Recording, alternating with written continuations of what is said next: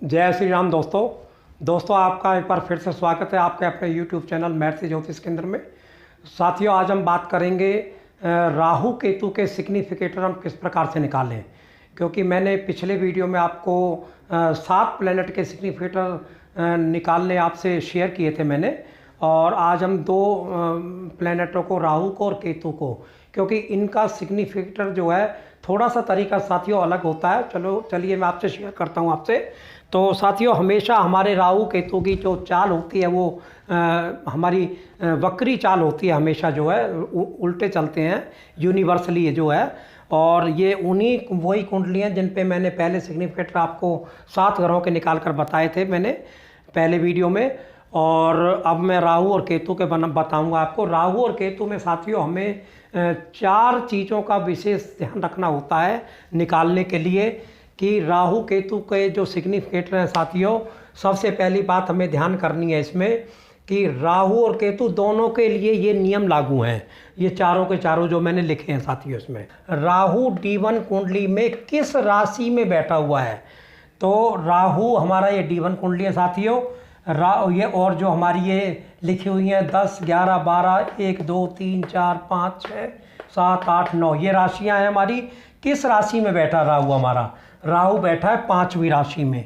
तो हम यहाँ लिखेंगे राहु ये बैठा है 5वीं राशि। 5वीं राशि किसकी होती है साथियों? ये होती है सूर्य देव की। तो यहाँ लिख देंगे हम सन। अब दूसरे नियम की तरफ चलते हैं। राहु केतु अगर दोनों में से किसी का भी निकाल रहे हो तो राहु केतु D1 कुंडली में किस ग्रह के साथ कंजाइन हैं, मतलब किस ग्रह के साथ युति बना के बैठे हुए हैं ये। तो राहु का हम निकाल रहे हैं। राहु हमारे शनि देव के साथ युति बना के बैठे हुए हैं। तो हम यहाँ पर लिख लेंगे साथियों दूसरे नियम के अंदर में ये हमारा शनि देव। अब चलते हैं साथियों तीसरे नियम की तरफ में। राहु पर किस ग्रह की दृष्टि है? साथियों हमेशा एक बात आपको ध्यान रखनी है कि जब भी हमें युति और दृष्टि की बात आती है और तो हमें ये D1 कुंडली ही देखनी चाहिए हमेशा। तो ये हमारा तीसरा नियम क्या बोला हमने? राहु पर किस ग्रह की दृष्टि है। हमारे राहु देव बैठे हुए हैं ये। अब हम देखेंगे कि किसी ग्रह की दृष्टि इनके ऊपर आ रही है। इसमें इनकी सप्तम देखेंगे तो यहाँ पड़ रही है। इनकी जो है सूर्य की दृष्टि भी आ रही है, मार्स की भी और केतु की भी। तो हम यहाँ साथियों सूर्य लिख लेंगे, मार्स लिखेंगे और केतु की नहीं मानेंगे साथियों हम, क्योंकि केतु की दृष्टि आपस में इनकी होती नहीं कभी भी, क्योंकि ये यूनिवर्सली 180 डिग्री पर होते हैं। तो हम इन 2 ग्रह की लेंगे, सूर्य और मंगल की इसमें हम। तो ये तीसरा नियम हमारा पूरा हुआ साथियों। अब चौथे नियम की तरफ चलेंगे कि राहु कस्प कुंडली में कौन से घर में बैठा हुआ है। अब जैसे D1 कुंडली में तो 8वें घर में बैठा हुआ है, लेकिन हम अब कस्प कुंडली में चलेंगे तो राहु 7वें घर में बैठा हुआ है। तो यहाँ लिख लेंगे हम 7। ये हमें 4 नियम इनके साथियों हमें ध्यान रखने हैं, बड़े आसानी से इनके निकल जाएंगे। अब हम सूर्य के निकालेंगे कि हमने ये कस्प कुंडली से लेंगे सूर्य का, कि सूर्य की 5वीं राशि होती है। 5वीं राशि इसमें लेफ्ट साइड में। तो सूर्य बैठे हैं पहले भाव में, 1 नंबर लिख लेंगे। अब सैटर्न को लेंगे साथियों। इसमें सैटर्न की 2 राशि होती हैं 10, 11 मकर और कुंभ। तो इसमें मकर राशि बैठी है 1 भाव में और कुंभ राशि लेफ्ट साइड में, और शनि देव बैठे हैं इसमें 7वें भाव में, यहाँ लिख देंगे। अब लेंगे साथियों हम सूर्य देव का फिर दोबारा से वही 1 आ जाएगा इसमें। और अब लेंगे मंगल देव का। मंगल देव की 2 राशियां हैं, मेष राशि और वृश्चिक राशि। मेष राशि आ रही है हमारे 3रे भाव में और वृश्चिक राशि आ रही है 10वें भाव में, और खुद मंगल बैठे हैं पहले भाव में। और ये और कस्प कुंडली में राहु बैठे हैं 7वें भाव में। अब हम साथियों इसके कंबाइंड कर देंगे सिग्निफिकेटर को। जो डबल ट्रिपल बार है उसको एक ही बार लिखेंगे। एक संख्या को एक ही बार लिखेंगे हम, यानी कि पहला घर 1, 2, 3, 4 जगह आ रहा है, हम एक ही जगह लिखेंगे। और तीसरा घर और 7वां घर और साथियों 10वां घर। तो राहु के हमारे सिग्निफिकेटर क्या बने साथियों? 1 3 7 10।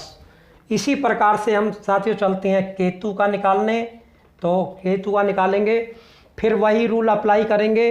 केतु D1 कुंडली में किस राशि में बैठा है? केतु D1 कुंडली में 11वीं राशि में बैठा। 11वीं राशि होती है साथियों कुंभ राशि, और शनिदेव इसके मालिक होते हैं इसके।